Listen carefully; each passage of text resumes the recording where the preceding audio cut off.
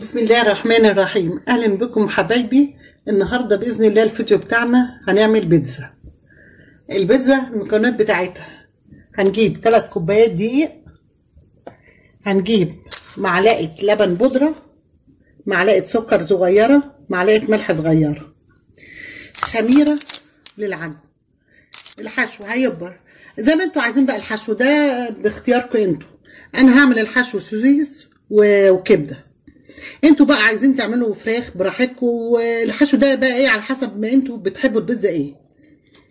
طبعا الجبنه الموزاريلا لازم في البيتزا، زيتون. الصلصه بتاعت البيتزا عباره عن قوطه، بصله، معلقه توم. دولت اول حاجه هنعملها. هناخد القوطه هنقطعها على 4 كده بالشكل ده كده، هتتقطع على 4 كده وهتتحط ايه في حله بالشكل ده كده. والبصلايه برضو هنقطعها حتت كبيره، لان ده هنحط لها ربع كوبايه ميه وهنولع عليها البوتاجاز لغايه ما القوطه تطرى والبصله، وبعد كده يعني وهنروح واخدينها زي ما هي كده هنضربها في الخلاط. وبعد ما نضربها في الخلاط هبوريكم هنعمل ايه زي ما انتوا شايفينها كده. وطبعا شويه ملح، شويه زعتر، شويه فلفل اسود عليها زي ما انتوا شايفين يا حبايبي. دول 3 كوبايات دقيق، هنحط عليهم ايه معلقه خميره بالشكل ده كده. هنحط عليهم معلقه اللبن البودره ومعلقه الملح الصغيره ومعلقه السكر، ونقلبهم بالشكل ده. يبقى احنا حاطين هنا ايه الدقيق واللبن والخميره ومعلقه الملح الصغيره ومعلقه السكر. نحط بيضه بالشكل ده، هنحط معلقه زيت، نص معلقه خل، ونقلب كل حاجه مع بعضيها كده بالشكل ده كده.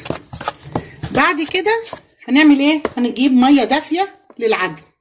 طبعا ايه هنحط الميه على حسب برضو العجن.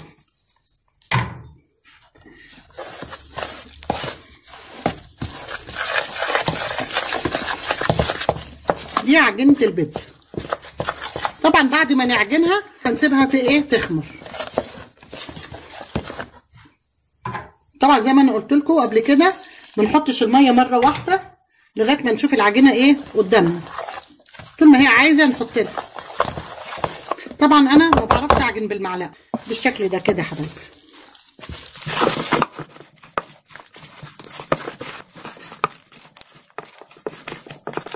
انتوا شايفين يا حبايبي كده. بعد ما عجناها هنروح عايزين ايدينا زيت، كده ونعوصها من هنا ومن هنا كده.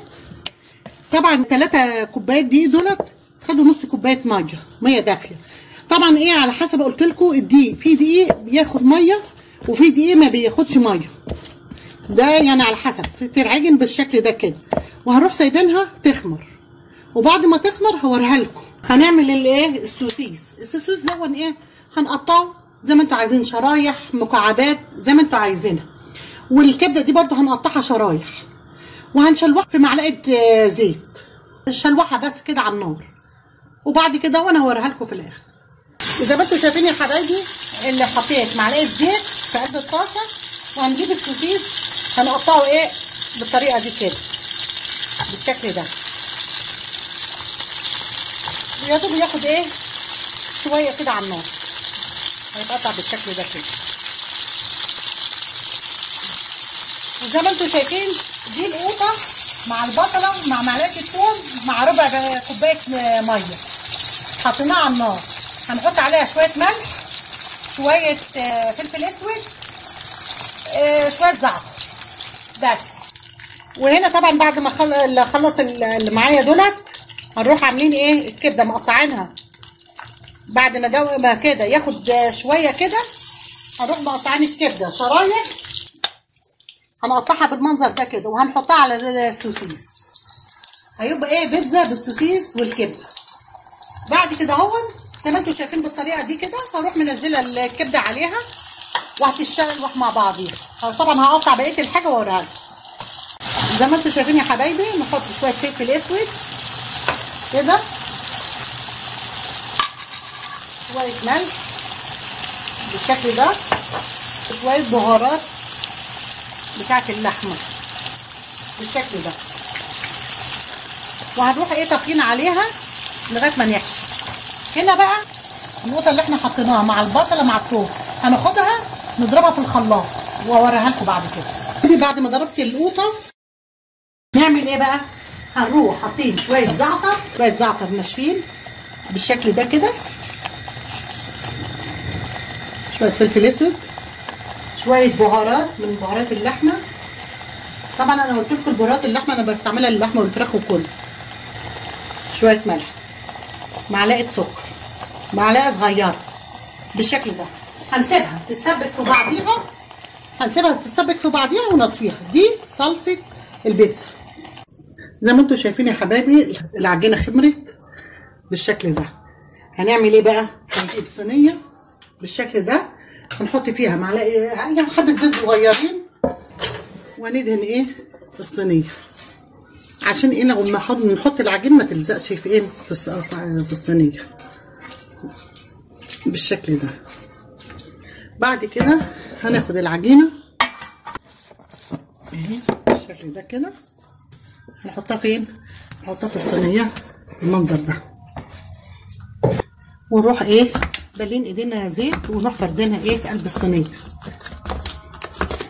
بالشكل ده.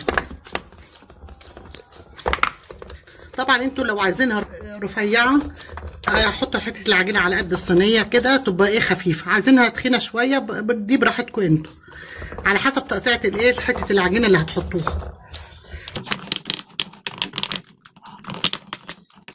زي ما انتوا شايفين كده يا حبايبي، نفردها ايه لما نملى بيها الصينيه بالشكل ده كده، نخليها ايه سمك واحد، ما تبقاش حته تخينه وحته رفيعه، لا نخليها سوا بعضيها. نروح جايبين الصلصه اللي احنا عاملينها معاكم ونحط ايه شويه كده،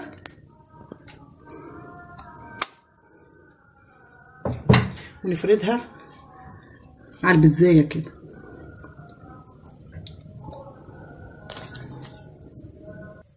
طبعا احنا حاطين زعتر في الصلصه دي وفلفل اسود زي ما احنا عاملينها ايه معاكم. نفردها ايه على كل العجينه كده. بعد كده نجيب قبل ما نفرد السوسيس والحاجه نحط جبنه موتزاريلا على ايه على الصلصه على طول.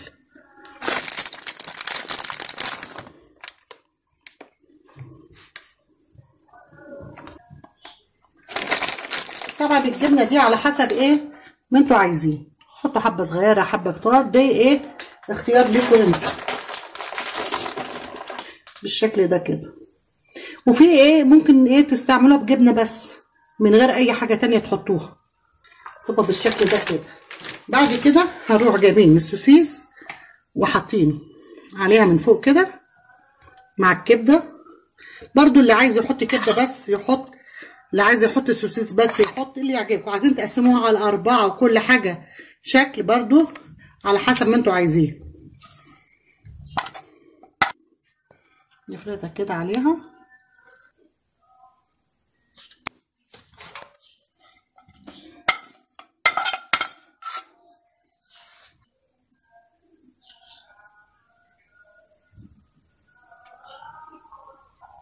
وطبعا برضو في اللي بيعملها بالتونه، في اللي بيعملها بالبيض، في زي على حسب، في بالفراخ، لحمه مفرومه، جبنه بس، ده على حسب اختياركم انتوا واللي انتوا بتحبوه. هيبقى بالشكل ده كده. بعد كده هنروح جايبين زيتون، حاطين طبعا زيتون اخضر زيتون اسود اللي انتوا برضو عايزينه بالطريقه دي كده اهو بالشكل ده كده. بعد كده هنحط جبنه القوطه قطعناها، قشرنا القوطه، جبنا حبتين قوطه قشرناها، وبعد ما قشرناها عشنا القلب بتاعها وقطعناها حتت صغيره بالشكل ده. برضو هنحط ايه شويه كده زي ما انتوا شايفين كده حبايبي. برضو جبنا فلفل اخضر، فلفل اخضر بالمنظر ده كده برضو مقطعين، برضو نحط حبه كده برضو عليها. عايزينه بقى فلفل حراق بارد اللي يعجبكم، برضو اختياركم، انا عامله من ده على ده. عايزين فلفل الوان برضو حطوا اللي يعجبكم، هتبقى بالشكل ده كده. بعد كده برضو هنحط شويه جبنه على الوش تاني عليها كده، وهنروح مدخلينها الفرن. هندخلها الفرن البوتاجاز تستوي، وبعد ما تستوي هوريها لكم. بعد ما تستوي تبقى بالشكل ده كده. زي ما انتوا شايفين يا حبايبي البيتزا بعد ما طلعت بالشكل ده. هنخرطها قدامكم وتشوفوها كده. وبعدين ايه، اي حاجه عندكم، يعني باقي عندكم فراخ، باقي عندكم كبده، لحمه مفرومه، يعني مش شرط يعني تشتروا المكونات كلها مره واحده، لا، اي حاجه تبقى فايده عندكم اركنوها تحوشوها وتعملوا بيها البيتزا كده. شكلها جميل وحلوه واحلى من بره. احنا مش عارفين اللي بره لما كانت انواع ايه اللي بيحطوها، اما دي احنا عاملينها في البيت حاجه حلوه ونضيفه لعيالنا. نخرطها كده قدامكم ونشوفها. نقول بسم الله الرحمن الرحيم.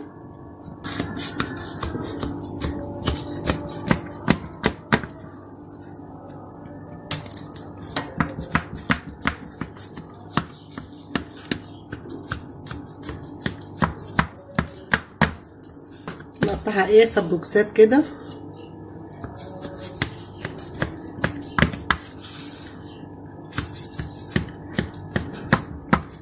بالشكل ده. هنطلعها بقى معاكم ونوريها لكم. زي ما انتوا شايفين كده يا حبايبي، بعد ما اتقطعت تبقى بالشكل ده كده. حاجه جميله وطعمها طبعا روعه. وعملناها زي مع بعضينا كده، وريتكم عجينتها ازاي وطريقتها ازاي. وزي ما انتوا شايفين سهله جدا وما بتكلفش. انتوا شوفوا بره البيتزا بكام دلوقتي. دي حاجه احنا عاملينها وجميله. وزي ما انتوا شايفين كده، واوريكم المطه بتاعتها اهي. بسم الله الرحمن الرحيم. زي ما انتوا شايفين كده يا حبايبي اهو بالشكل ده. لو عجبكم الفيديو اشتركوا في مطبخ ماما بطه، واستنوني في فيديو جديد. والسلام عليكم ورحمه الله وبركاته.